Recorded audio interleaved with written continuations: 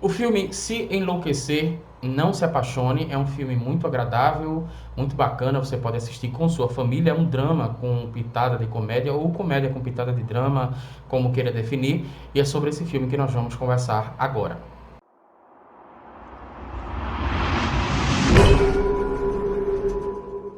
Olá pessoal, sejam bem-vindos a mais um vídeo do nosso canal Marison Fraga. É um prazer imenso ter você por aqui. Se você não me conhece, eu sou Marison Fraga do site poderdacuraemocional.com. O poderdacuraemocional.com é o nosso site. Eu vou deixar o link aqui abaixo para você nos visitar. E esse é o nosso canal aqui no YouTube, né?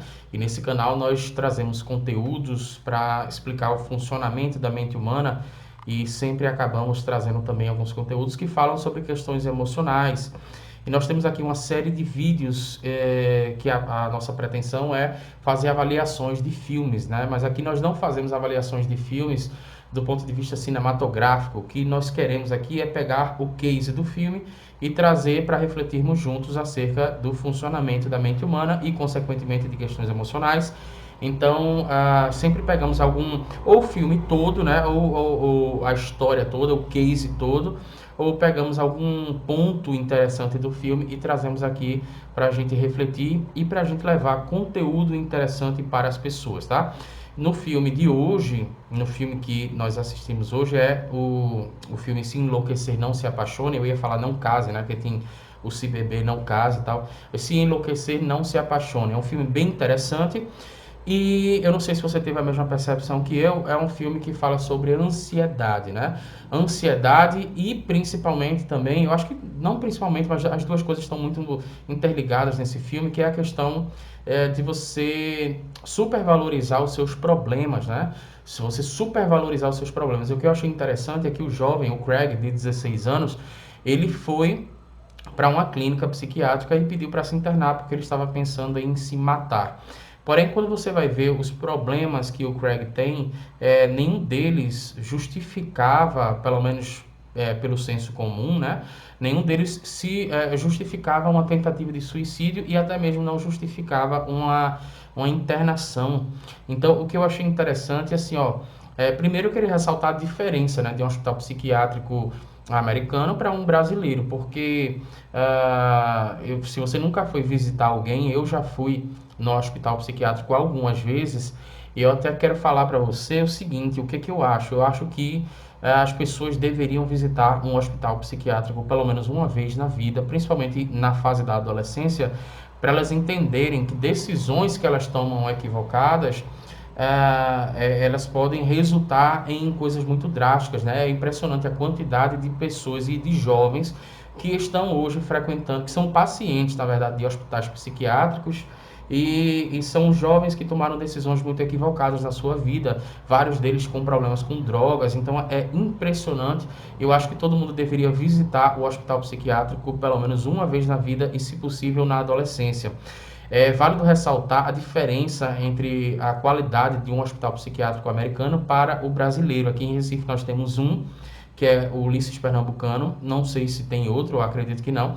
Mas se você fizer uma visita lá no Ulisses Pernambucano e assistir esse filme, você vai ver a diferença gritante. Já na área da recepção, né, onde você fica esperando lá o seu momento para entrar para visitar a pessoa, você já consegue perceber a diferença gritante aí, né, das condições de um hospital psiquiátrico aqui no Brasil, do tratamento que as pessoas recebem e o tratamento que eles recebem, as condições sanitárias lá daquele hospital. Aquilo ali é uma colônia de férias aqui, comparado ao Hospital do Brasil, né? Mas questões interessantes que nós podemos voltar a falar sobre esse filme, a primeira questão é a hipervalorização, a supervalorização que muitas vezes nós damos aos nossos problemas e, de certa forma, não sei nem se eu falo felizmente ou infelizmente, não dá para nem para definir, mas assim, o fato é, existem pessoas que estão em situações piores do que você agora, e se você visitar um hospital psiquiátrico, você vai ver isso, você vai ter a chance de perceber isso.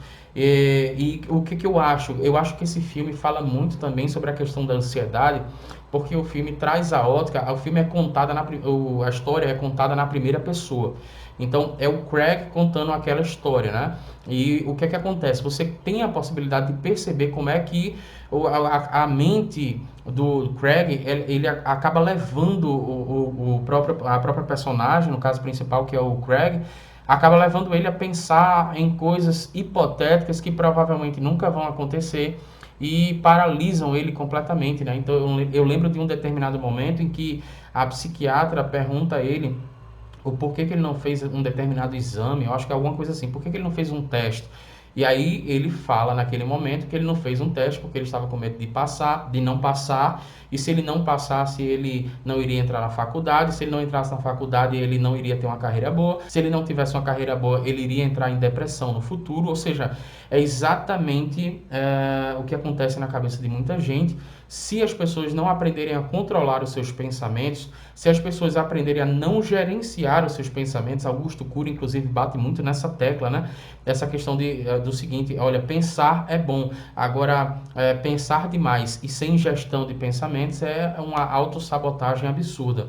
A pessoa que não controla, que não aprende a gerenciar os seus pensamentos, é uma pessoa que pode ficar paralisada na vida, vai sofrer de ansiedade, é uma pessoa que se cobra demais, né? Então estamos falando aqui da personagem principal, que é o Craig, mas estamos falando também de muita gente. Muita gente não consegue gerenciar os seus próprios pensamentos e isso tira o sono de várias pessoas, né? Na hora de dormir é muito sofrimento, que a pessoa coloca a cabeça no travesseiro, não consegue parar de pensar, não consegue gerenciar seus pensamentos, não consegue dizer para a sua própria mente, olha só, agora não adianta pensar em nada, tá? Agora não adianta você ficar pensando no que poderia ter feito ou o que pode fazer amanhã. Amanhã você faz, o que você poderia ter feito já passou e agora chegou o momento de descansar. Então a maioria das pessoas não conseguem gerenciar os seus pensamentos de forma eficaz, né? E perdem o sono, se tornam pessoas completamente ansiosas. Perdendo o sono, você acaba causando um ciclo completamente sabotador, né? Que você perde o sono e aí você não tem muita atenção, não produz como queria no outro dia, e aí você fica mais estressado ou estressada, e aí depois você chega de noite com muito mais coisa na cabeça e perde o sono novamente, ou seja, é um ciclo sem fim que a pessoa entra ali até chegar no estágio de realmente se tornar um paciente psiquiátrico, né? Então o que acontece na cabeça do Craig nesse filme é exatamente o que acontece na cabeça de milhares, milhões de pessoas. E eu tava lembrando muito quando eu tava assistindo esse filme do Dan Harris, né? Que o Dan Harris, já tem uns vídeos que nós falamos sobre o Dan Harris aqui, que é um livro que eu estou lendo agora, estou finalizando esse livro. O Dan Harris é um jornalista e ele teve uma crise de pânico ao vivo, tá? Então ele teve uma crise de pânico ao vivo, não vou saber te falar qual foi o ano, mas se você procurar aí na internet, Dan Harris, crise de pânico ao vivo, você vai encontrar a cena, né, do Dan Harris tendo uma crise de pânico, e você vai encontrar ele falando sobre o livro dele, né? O nome do livro é 10% Mais Feliz. Nesse livro, ele fala como ele conseguiu silenciar essa voz que tem na mente da gente. Quando a gente fala voz que tem na mente da gente, eu não estou falando vozes propriamente ditas, né? Se você é uma pessoa que está escutando vozes ou conhece alguém que está escutando vozes, eu realmente aconselho você ou essa pessoa a procurar um hospital psiquiátrico com urgência, porque isso me parece um quadro de esquizofrenia ou alguma espécie de esquizofrenia. Mas quando ele fala de escutar vozes na nossa mente, justamente são esses pensamentos que nos levam para o futuro ou nos levam para o passado. O passado já passou, a gente não pode fazer absolutamente nada. O futuro não existe porque ainda vai ser construído. Se você parar para pensar, só existe o agora. E o agora é justamente aquilo que a gente não está vivendo. Outro dia eu escutei uma frase interessante. Alguém dizia que o presente só tem esse nome, presente, porque ele é um presente para você.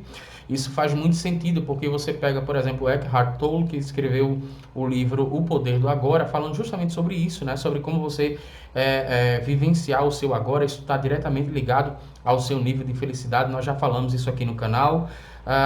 Existem livros que falam sobre isso, por exemplo, O Jeito Harvard de Ser Feliz, né, do Sean Eckhart. Então você tem aí diversas pessoas que já entenderam que esse movimento de você trabalhar a sua mente para vivenciar melhor o agora é uma coisa que vai lhe proporcionar saúde mental, vai lhe proporcionar foco, vai lhe proporcionar atenção e vai lhe proporcionar saúde mental. Daí surgiu a meditação Mindfulness. Daí a neurociência acaba comprovando, né, e trazendo os benefícios da meditação. Existem livros que foram escritos com esse tema.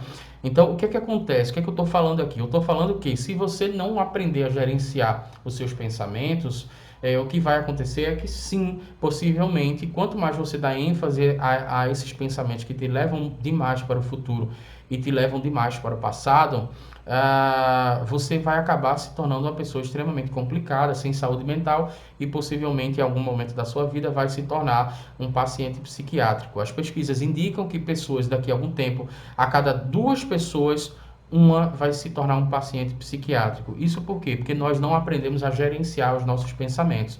Então eu convido a você a fazer uma atividade muito simples, que é o seguinte: comece a prestar atenção nos teus pensamentos quando você estiver dirigindo um carro, quando você estiver deitando-se para dormir, quando você estiver fazendo qualquer outra coisa, procure perceber a quantidade de vezes que o teu pensamento te leva para o futuro, para coisas hipotéticas que não necessariamente vão acontecer. Várias delas, eu diria que a grande maioria não vai acontecer, mas a tua mente está te levando para frente e a tua mente acaba te levando para trás, a ruminar emocionalmente coisas que já passaram, que você não tem como fazer absolutamente nada sobre isso. Nesse filme daí, a psiquiatra fala uma frase interessante que eu até deixei anotado aqui, que ele diz o seguinte: Senhor, dai-me força para mudar o que pode ser mudado. Escuta isso aqui. Senhor, dai-me força para mudar o que pode ser mudado, resignação para aceitar o que não pode ser mudado e sabedoria para distinguir uma coisa da outra. É uma questão interessante porque isso exatamente bate muito com a filosofia estoica, e um dos principais pilares, né, dessa filosofia estoica é a arte de não sofrer, digamos assim. É você identificar o que é que você pode mudar e o que é que você não pode mudar. E o que você não pode mudar, você tem que aceitar, né? Você tem que ressignificar, enfim. E o que você pode mudar, você age para mudar. Mas não adianta você ficar se desgastando emocionalmente por coisas que você não pode mudar, realidades que você não pode alterar. Ou seja, você não tem controle sobre várias coisas que acontecem ao seu redor. Sobre as coisas que acontecem ao seu redor, aí sim você tem autonomia para alterar e você tem mecanismos, na verdade, para poder evitar que novos problemas aconteçam. Ou seja, existem coisas que você... o grande segredo do negócio é você saber identificar o que é um fato de um problema, né? Eu costumo dizer isso. O que é um fato de um problema? Um problema é aquele que você pode modificar, que você pode resolver, que você pode evitar. Agora, um fato é aquilo que você tem que aceitar. É basicamente isso. E aí, o que acontece? Muitas pessoas se desgastam pensando, ruminando emocionalmente acerca de coisas que são um fato, não são um problema. Ou seja, coisas que elas não vão poder mudar, que elas simplesmente vão ter que aceitar.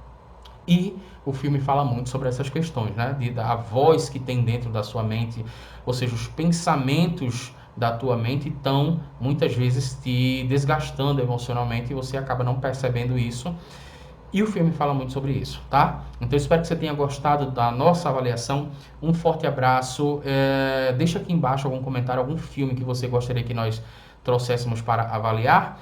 E aproveite e se inscreve no nosso canal e ativa o sininho, porque assim que a gente postar um vídeo novo acerca de outro filme, você vai ficar sabendo, tá? Até mais e até o próximo filme.